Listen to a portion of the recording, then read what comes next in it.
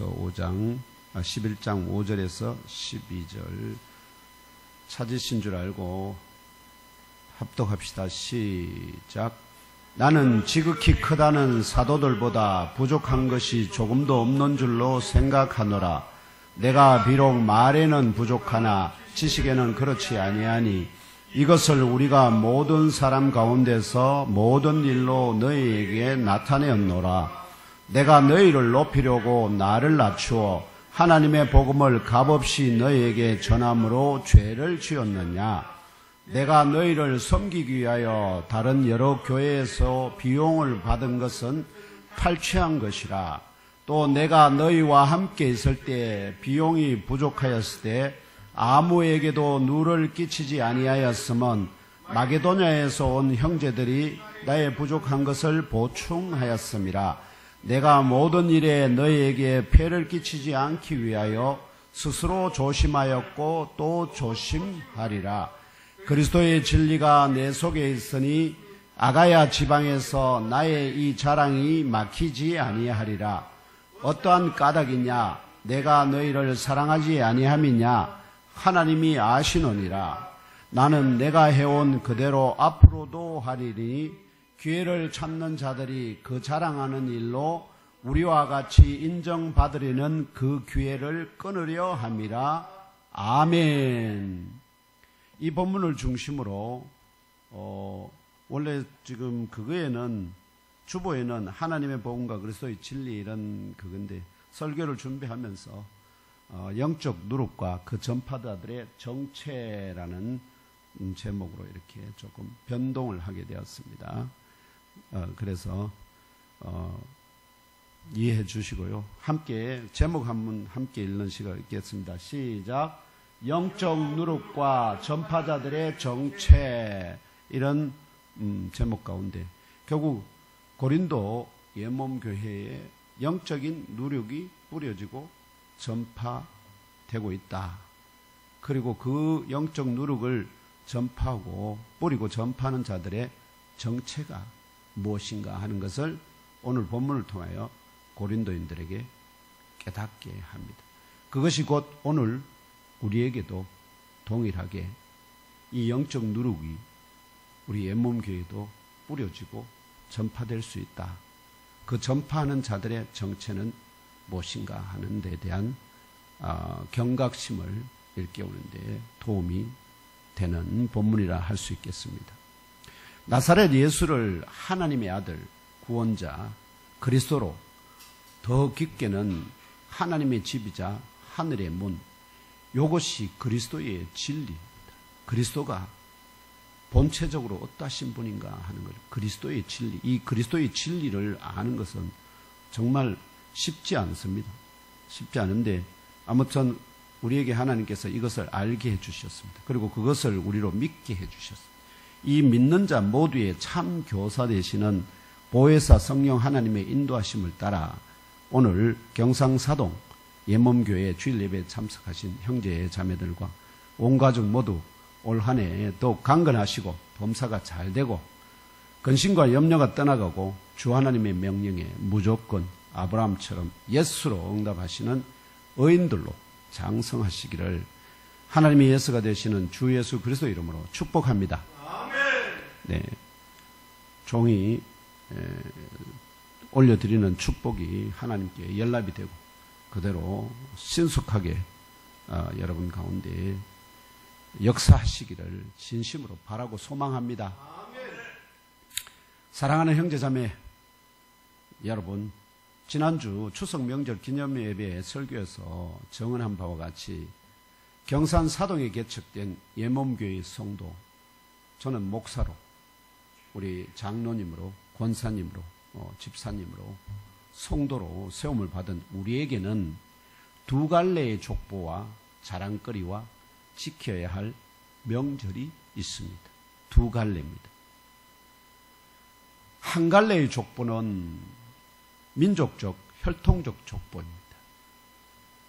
그래서 자랑거리도 우리 민족의 혈통적 족보의 시작인 당군 왕검으로부터 혈통적으로 이어지는 조상들과 그분들의 언덕에 관한 것들입니다. 어른들이 옛날에 다 모이면은 어떤 할아버지가 뭘 했고 이런 얘기를 잘, 그것들이 다 그 집안의 자랑거리, 그리고 시조가 어떤 일을 해서 성씨를 이렇게 가문을, 새로운 가문을 이렇게 그걸 허락받았는지, 자, 이런 부분에 대한 것들을 자랑하는.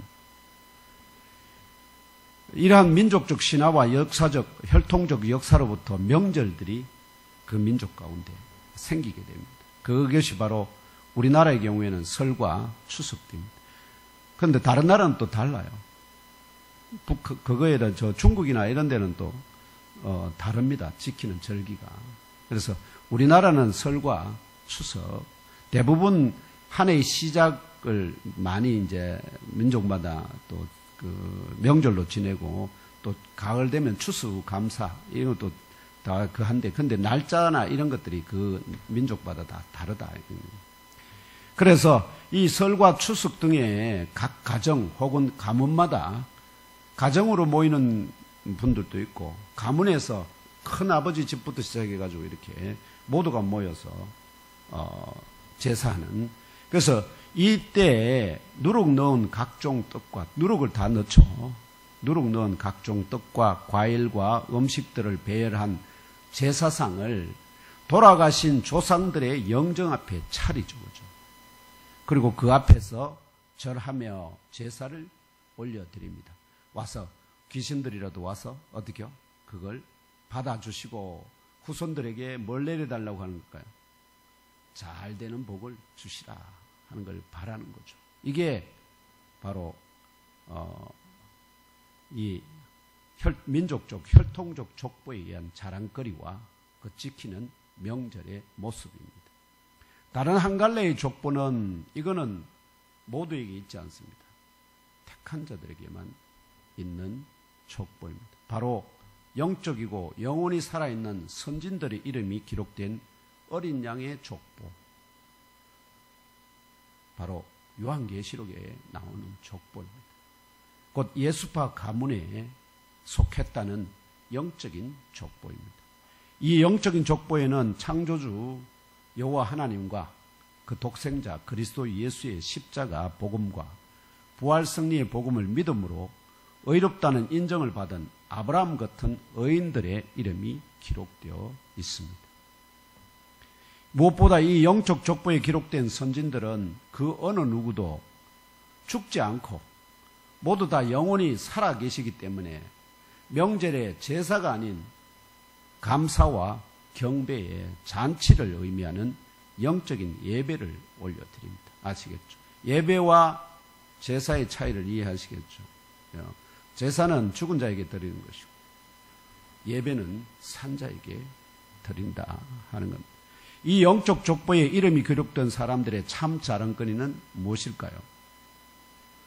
당연히 하나님 아버지와 그 아들 주 예수 그리스도와 성령 삼위일체 주 하나님, 그리고 그분이 우리들뿐만 아니라 온 세상 사람 모두에게 베푸신 언덕들입니다. 이것을 자랑거리로 삼습니다.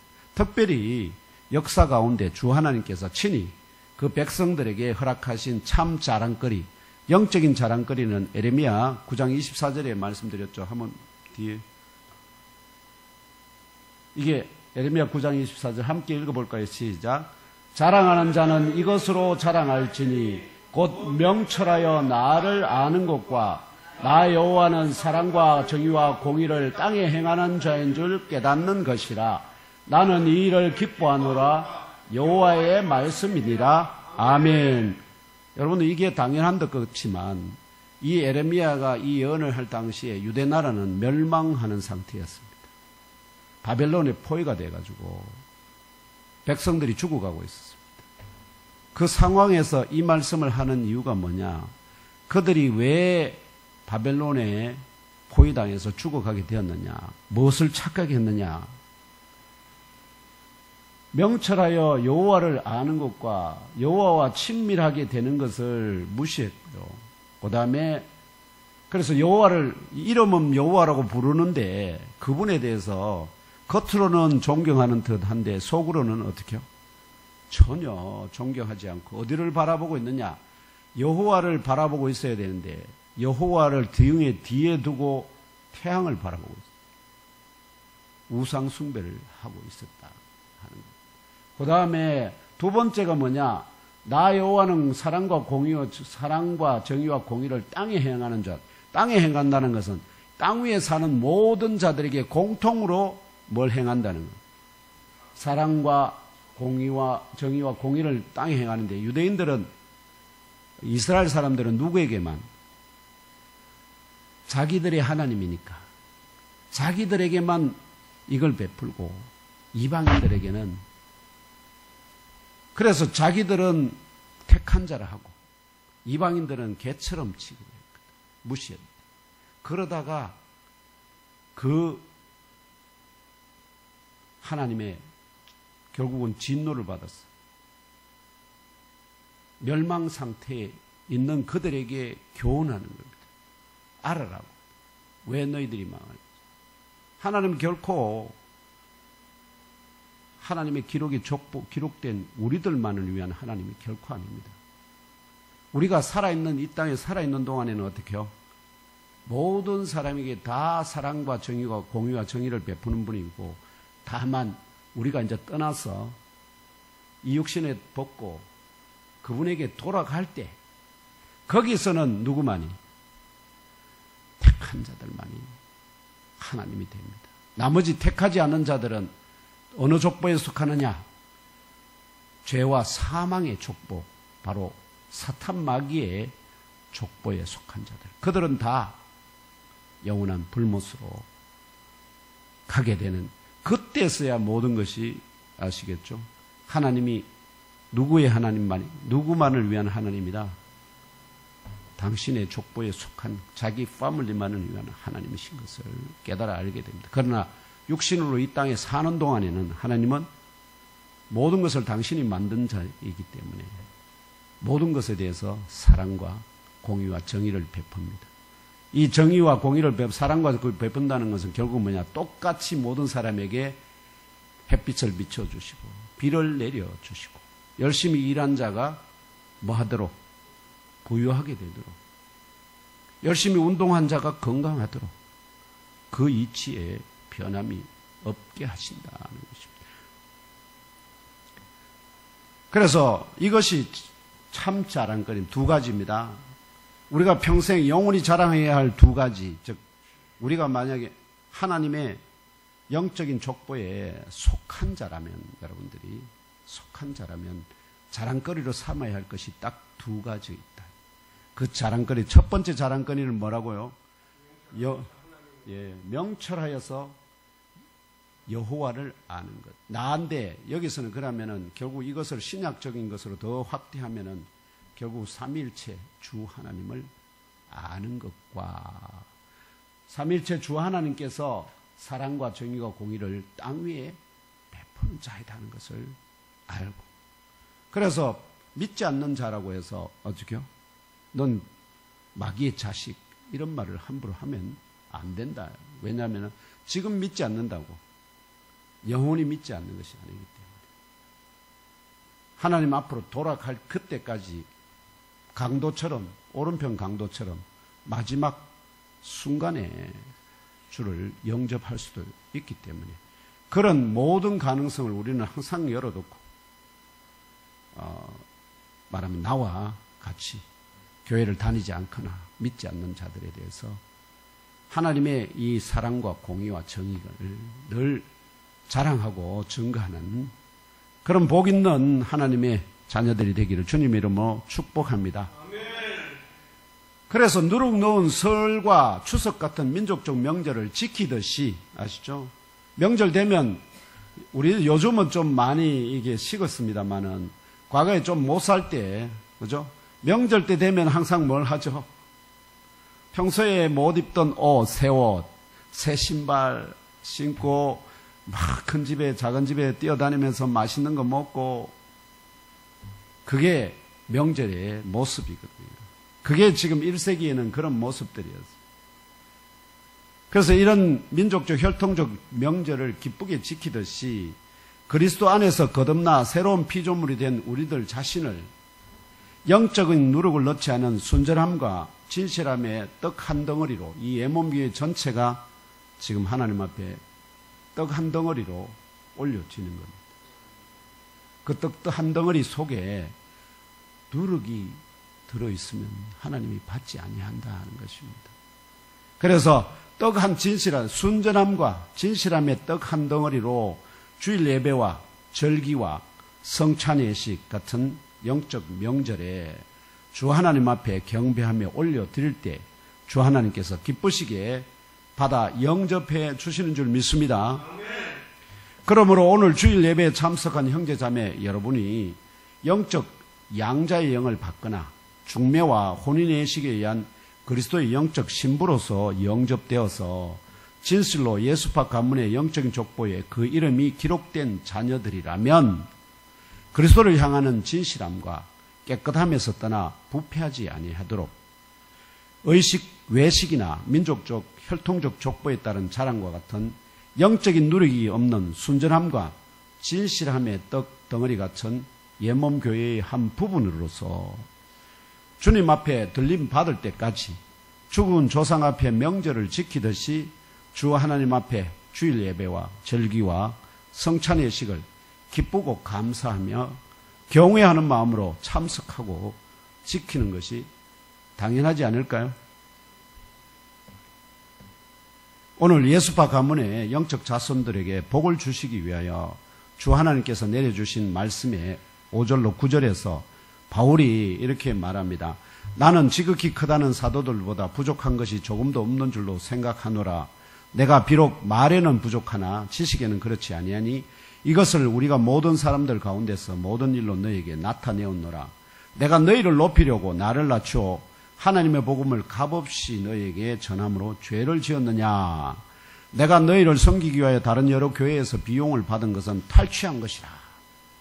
또 내가 너희와 함께 있을 때 비용이 부족하였을 때 아무에게도 누를 끼치지 아니하였으면 마게도냐에서 온 형제들이 나의 부족한 것을 보충하였습니다.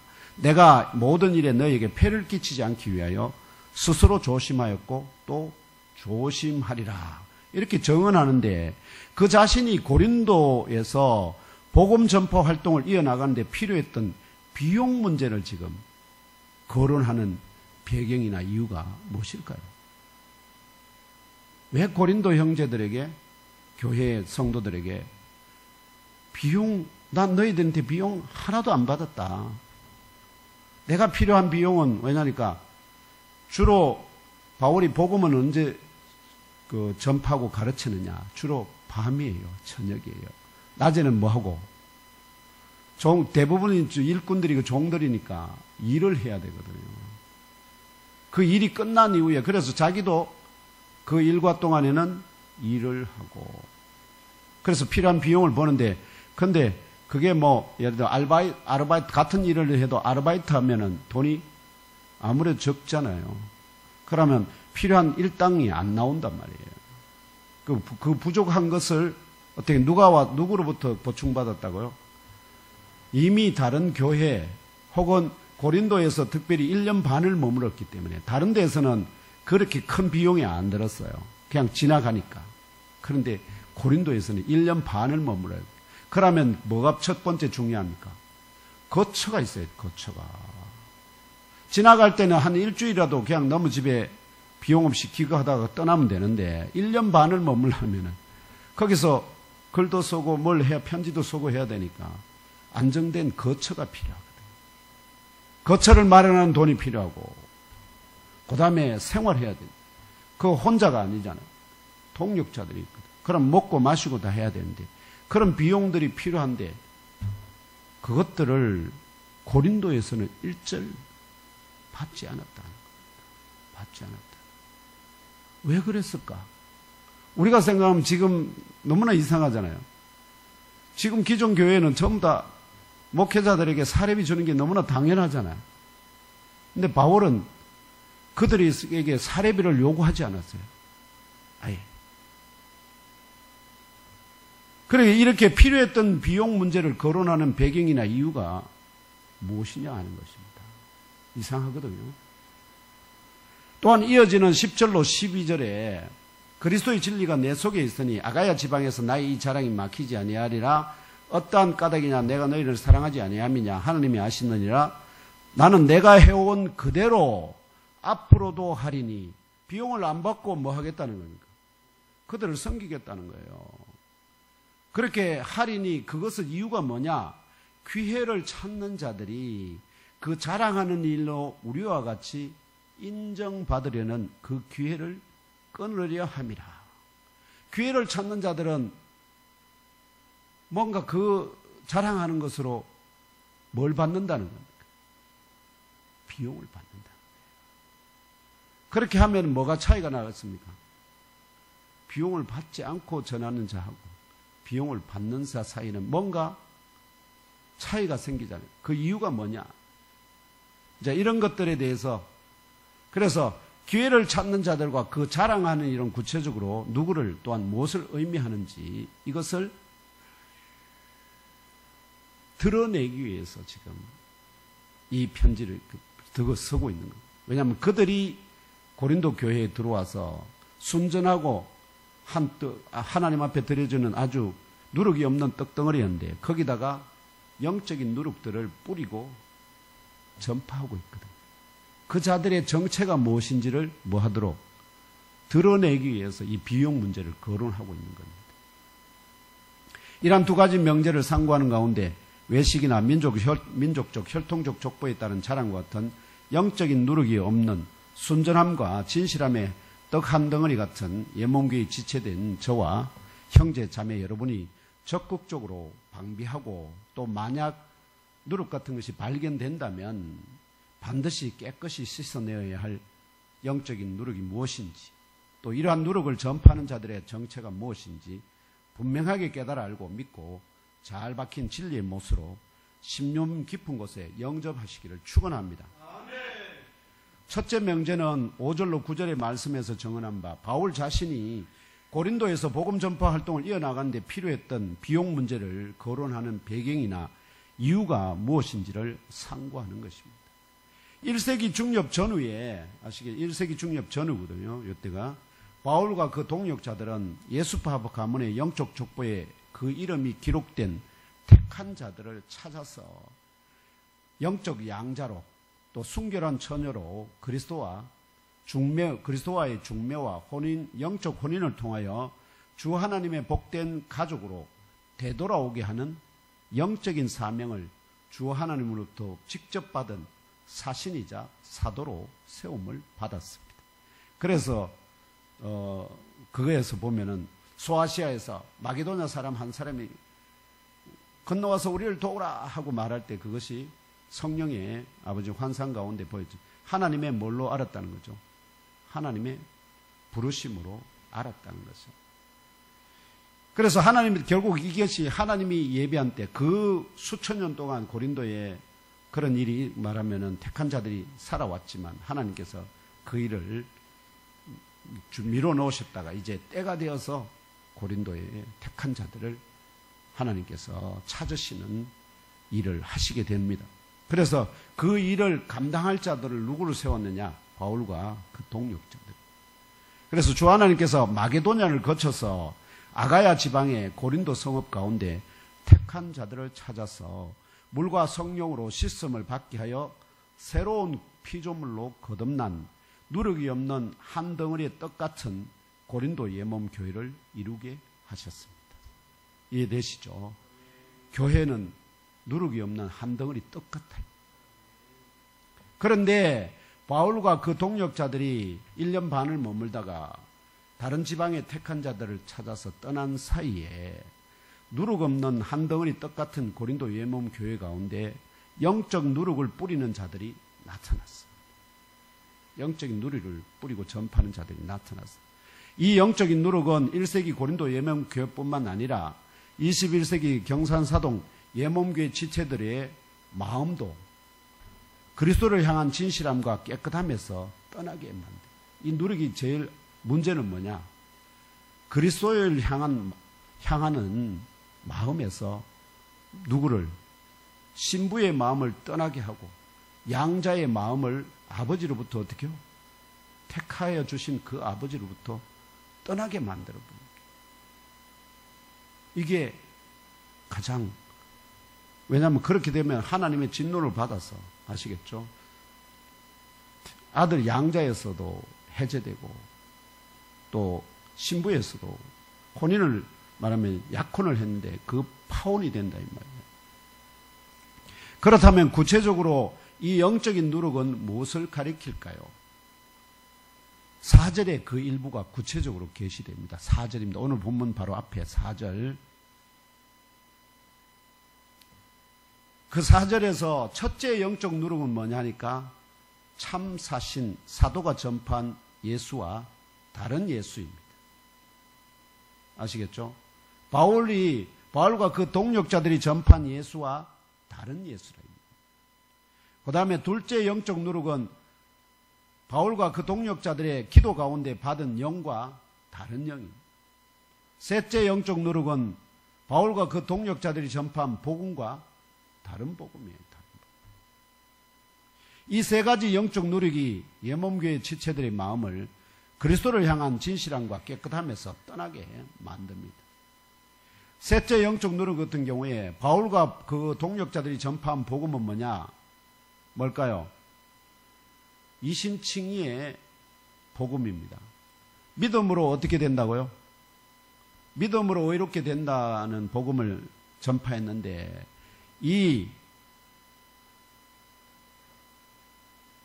이들이 교회를 찾는 자들이 전파한 복음은 뭐냐? 율법을 지키고 율법에 따라서 할례를 받고 율법을 다 지켜 행하면 어떻게 해요? 하나님의 자녀가 되는 백성이 되는 구원을 받는다. 이게 다른 복음입니다. 여러분들 그게 지금 우리가 여러분 절대 믿을 수 없는 거 그렇죠? 천만에요. 지금 모슬렘 보세요. 그 모슬렘이 말이 됩니까? 다른 적들을 폭탄을 던져서 적들을 많이 죽이면 죽일수록 하늘에 가서 더 큰 상급을 받는다고 이렇게 가르쳐요. 그게 인간이 할 짓입니까? 귀신이 하는 짓이죠, 다. 그런데도 그 모슬렘의 그 인종들이 얼마나 되는지 아십니까? 거의 지금 기독교인이 10억이라면은 모슬렘이 10억이 넘어요. 그러면 그게 결코 못 믿을 것이 말하면 못 할 것이 아니라 하는 것입니다. 그것도 얼마든지 사람들에게는 복음이 된다는 거예요. 이러한 그래서 이 세 가지 영적 누룩이 예몸교회 지체들의 마음을 그리스도를 향한 진실함과 깨끗함에서 떠나게 만듭니다. 이러한 영적 위기 상황 가운데 사도 바울과 동력자들은 자신들이 전파한 예수, 성령, 거룩한 영이죠. 거룩한 영, 복음이 아닌 다른 예수, 다른 영, 다른 복음의 영적 누룩을 떡반죽 덩어리 같은 1세기 고린도 예몸교회 지체들 사이에 뿌리는 자들이 바로 그들이 노리는 것이 뭘까요? 비용입니다. 비용. 곧 돈입니다. 재물입니다.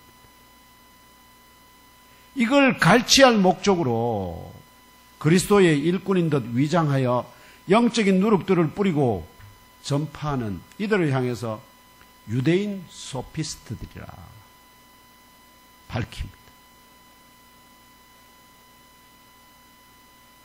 모두가 공감하는 그리스도의 일꾼들의 대표가 바로 그리스도 예수로부터 직접 가르침과 세움을 받은 사도들이고 제자들 아닙니까?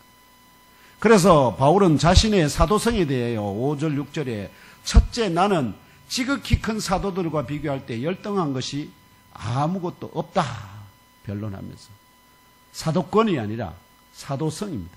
사도로서 해야 되는 일이 뭐냐?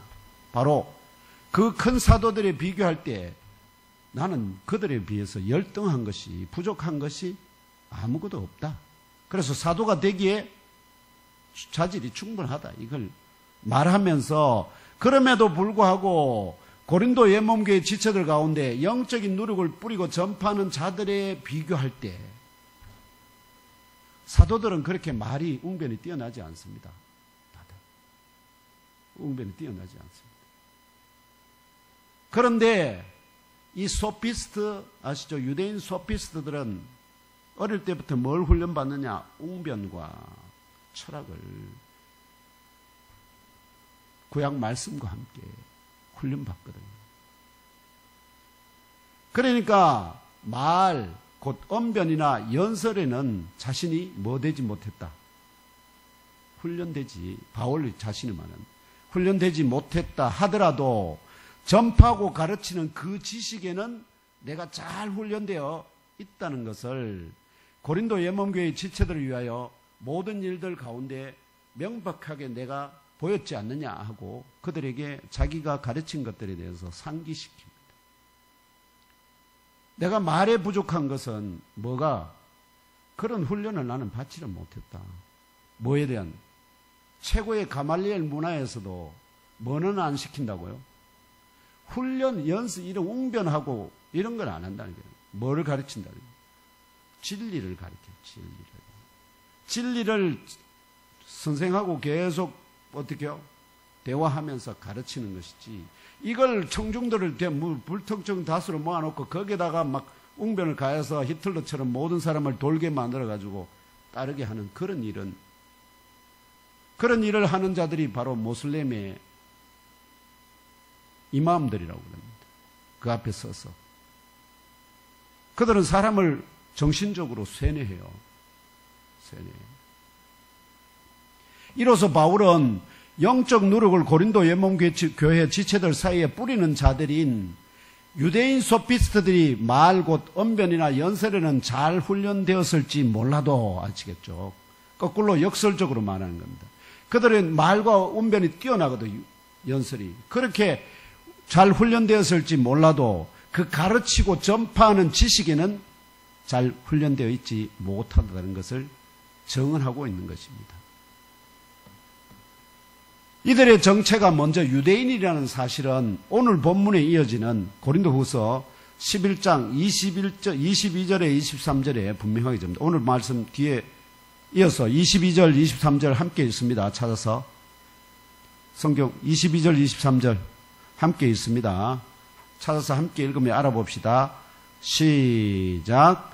그들이 히브리인이냐? 나도 그러하며 그들이 이스라엘인이냐? 나도 그러하며 그들이 아브라함의 후손이냐? 나도 그러하며 그들이 그리스도의 일꾼이냐? 정신없는 말을 하거니와 나는 더욱 그러하도다. 내가 수고를 넘치도록 하고 옥에 갇히기도 더 많이 하고 매도 수없이 맞고 여러 번 죽을 뻔하였으니. 아멘.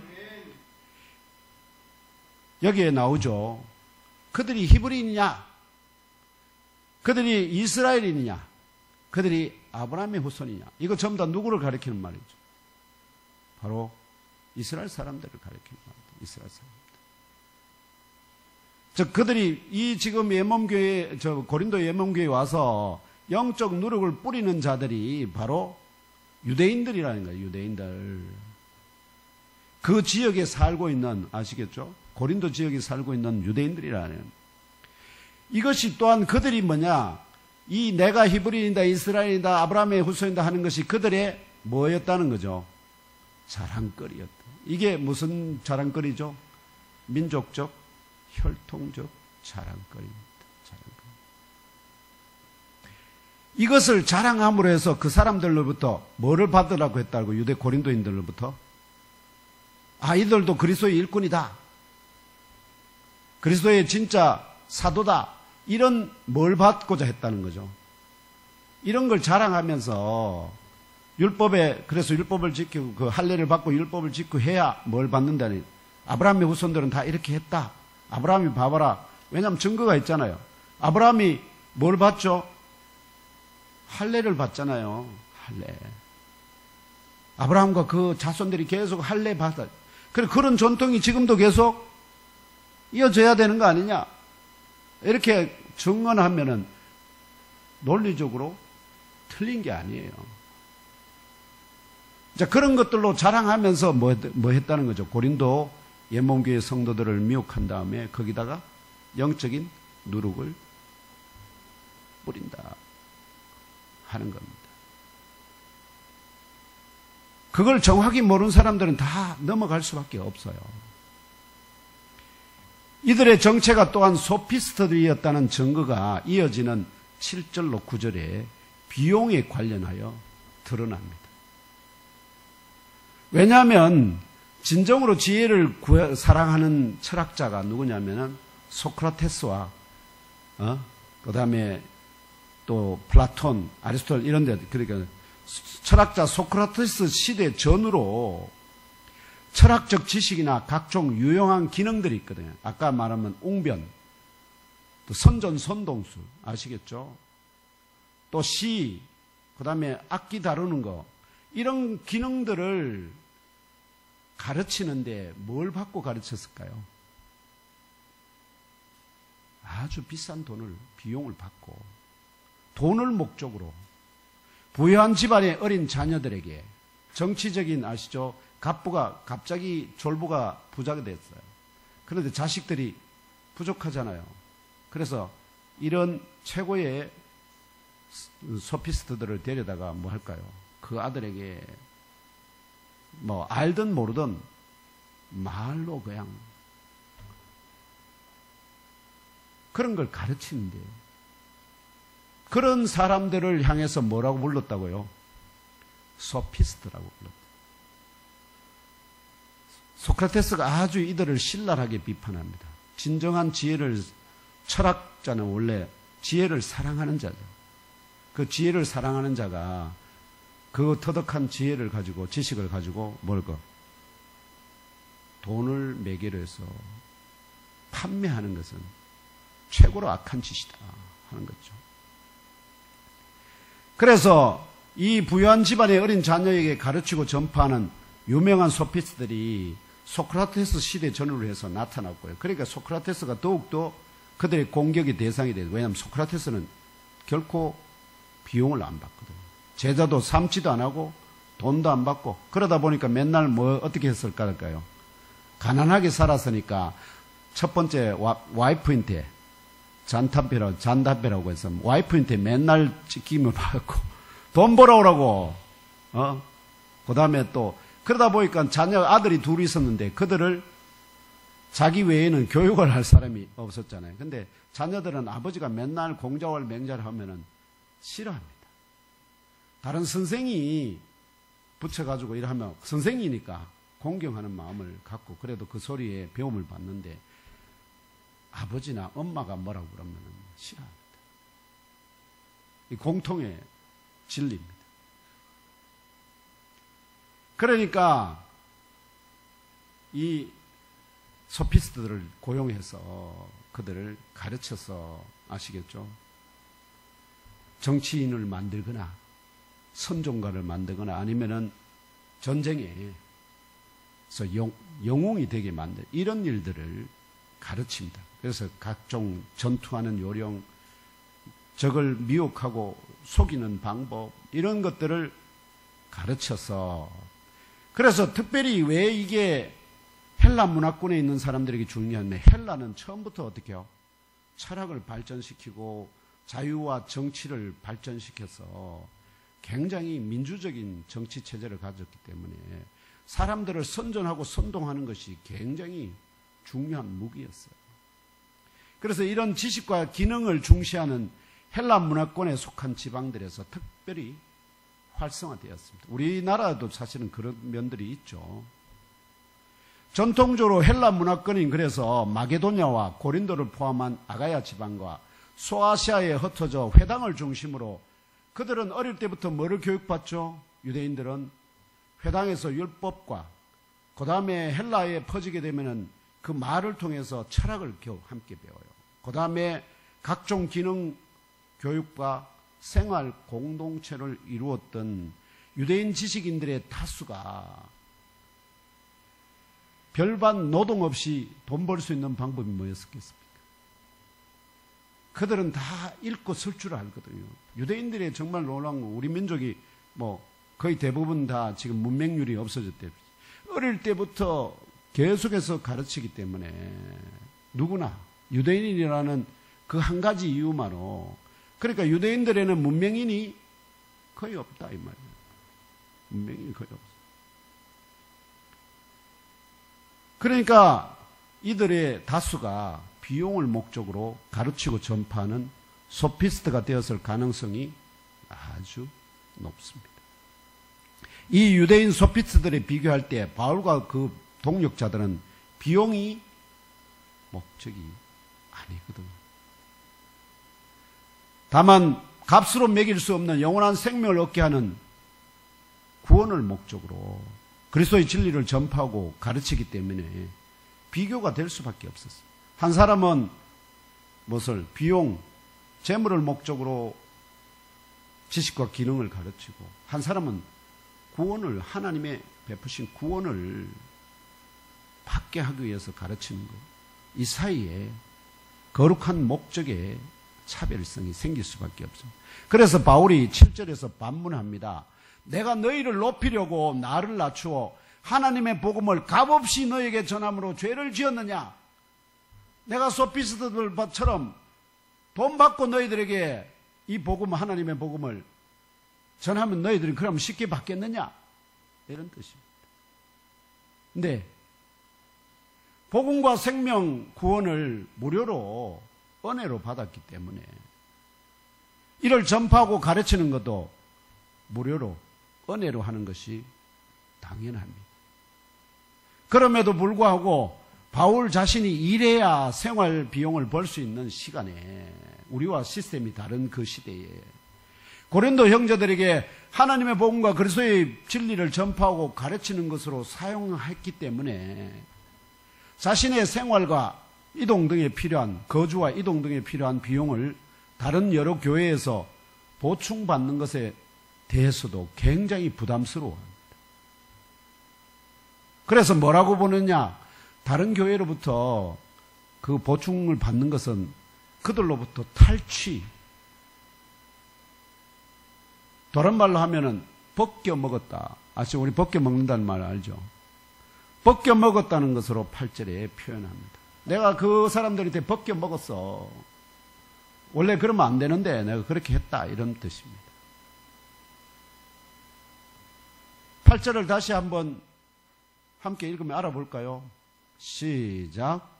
내가 너희를 섬기기 위하여 다른 여러 교회에서 비용을 받은 것은 탈취한 것이라. 부담스러워. 굉장히 자기는 그것이 부담스러웠다 하는 겁니다. 안 받으면 속 편한데. 그러면 하나님부터 내게 받은 모든 것을 내가 스스로 그 노동해서 필요한 거 그거 하고.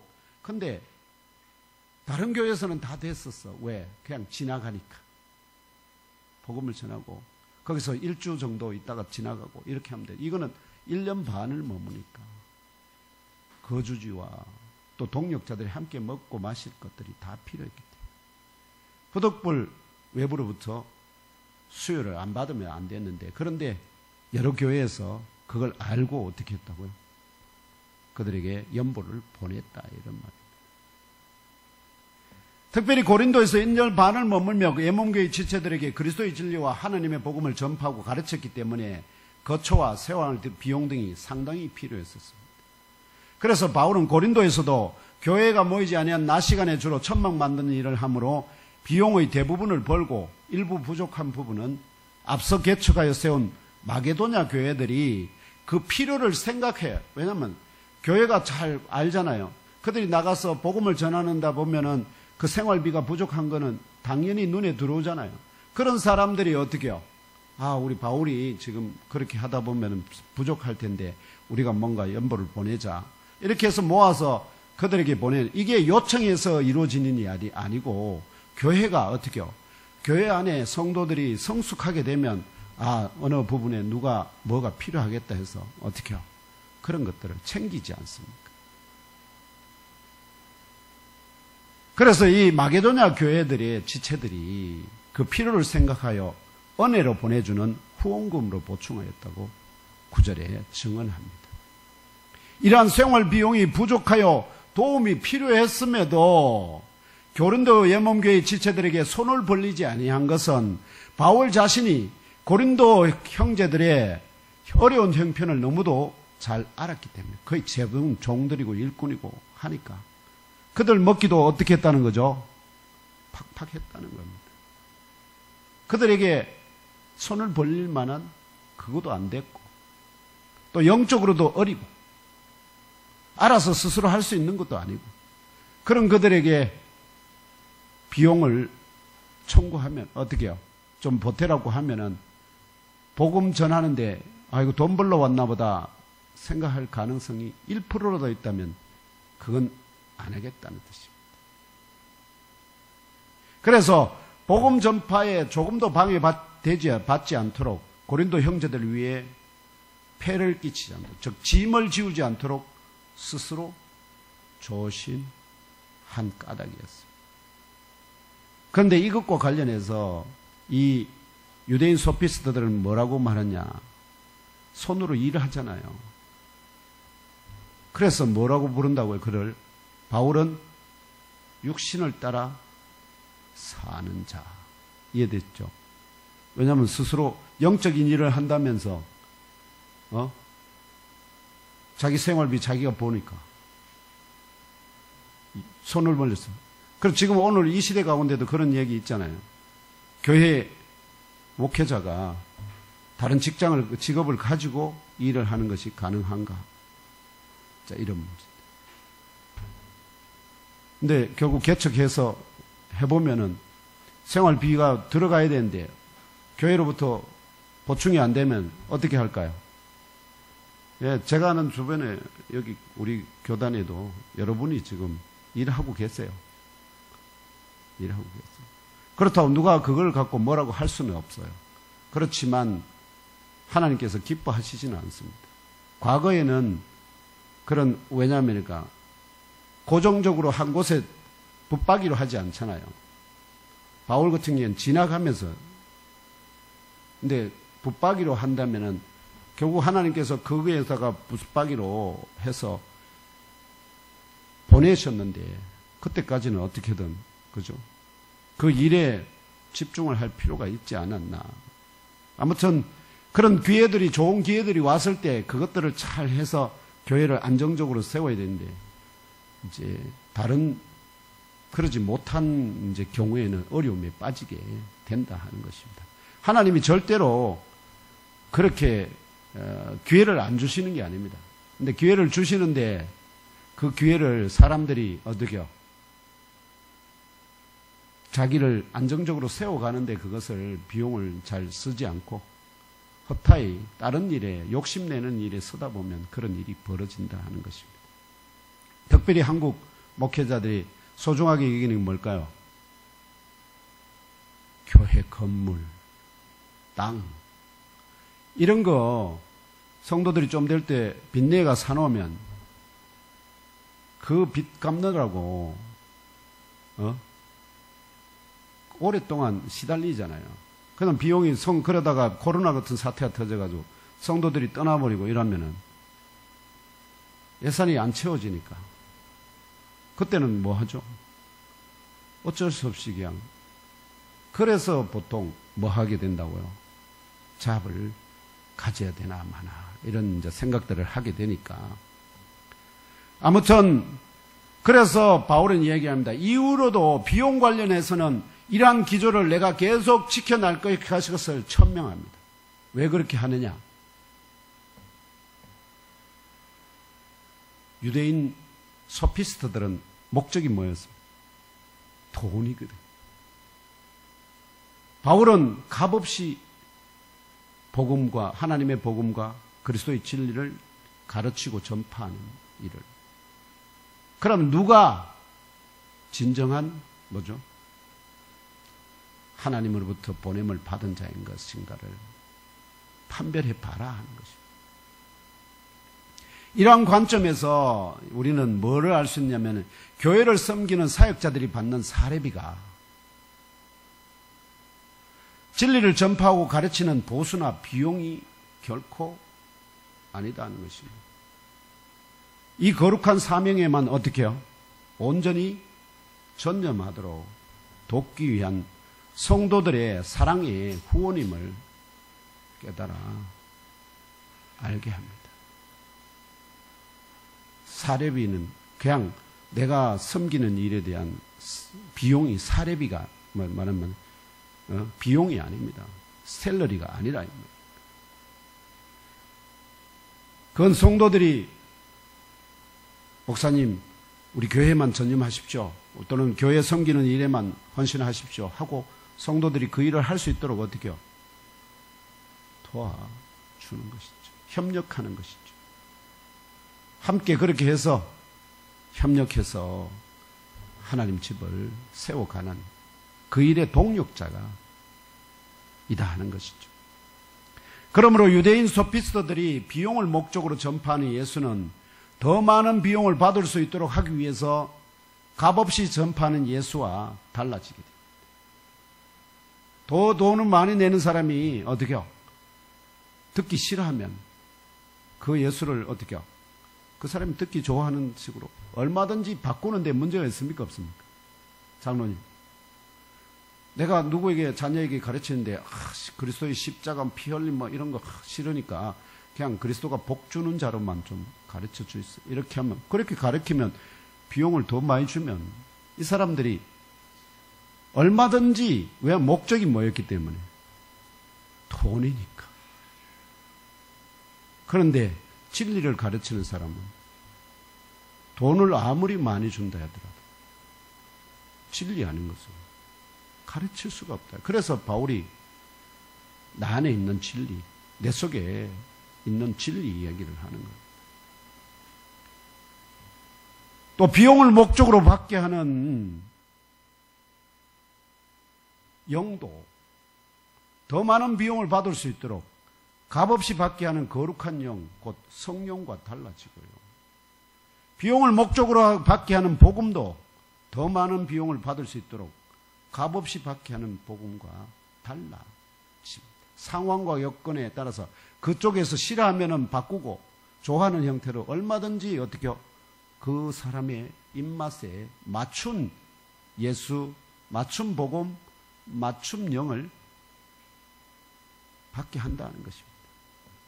결과적으로 이 정언에서 바울이 비용을 언급하는 이유는 바로 한 덩어리 반죽 같은 고린도 예몬교회 지체들 사이에 영적 누룩을 뿌리고 전파하는 유대인 소피스트들이 고린도 예몬교회 지체들의 돈과 재물을 목적으로 삼았듯이 오늘 21세기 우리 주변에서 신천지의 누구와 같이 요한계시록으로부터 더 깊은 영적 지식을 전파하고 가르친다는 거짓 선전을 믿기로 결국은 미혹당한 자들의 뭐를 노릴까요? 영적 생명과 재물을. 그래서 그는 아방궁 같은 데 살고 성도들은 맨날 내보내가지고 거지같이 길거리에 다니면서 나눠주고 하는 그런 일을 하게 만든다. 이게 영적 누룩이 들어간 사람들의 그래서 이런 영적 누룩이 예몬교회 지체들 사이에 뿌려지거나 전파되지 않도록 적극적으로 방비하는 저와 형제자매 여러분이 되시기를 기원합니다. 그래서 이 기회를 찾는 자들과 그 자랑하는 일은 전부 다 바로 이 유대인 소피스트들입니다. 돈을 목적으로 그리스도의 일꾼으로 가장하고 광명의 아시죠? 일꾼으로 가장하고 전부 다 이들을 향해서 바울이 뭐라고 얘기하느냐 13절에서 15절 읽고 오늘 설교 마치겠습니다. 13절에서 15절 시작. 일꾼이요 여기를 그리스도의 가사로 가장하는 자들이니라. 이것은 이상한 일이 아니니라. 사탄도 자기를 광명의 천사로 가장하나니 그러므로 사탄의 일꾼들도 자기를 의의 일꾼으로 가장하는 것이 또한 대단한 일이 아니니라. 그들의 마지막은 그 행위대로 되리라. 아멘.